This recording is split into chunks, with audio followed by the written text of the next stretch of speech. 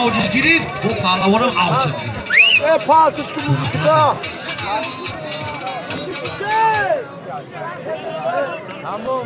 درست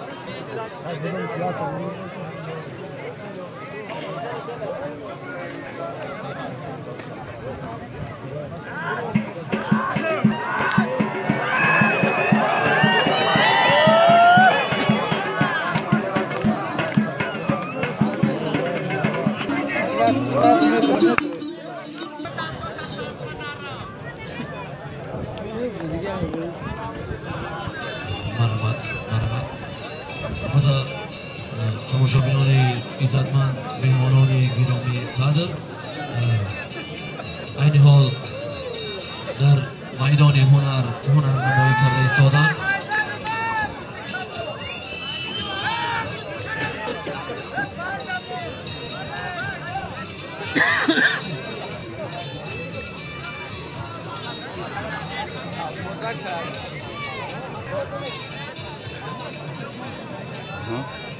ملا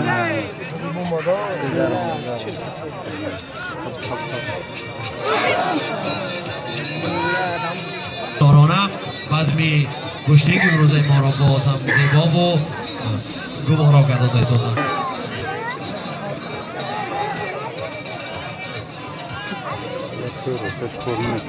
بسیار گشتگی دو پهلوان در یک حالت فینالی هم گویم قطار میکنیم چون بسیار یک شوق و رغبت زیادی هنری هنرنمایی کرده ایستادند.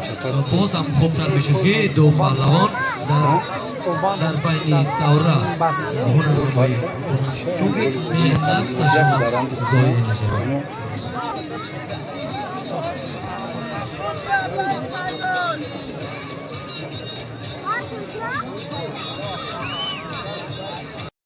اسلام الدین پهلوان، اسلام الدین پهلوان.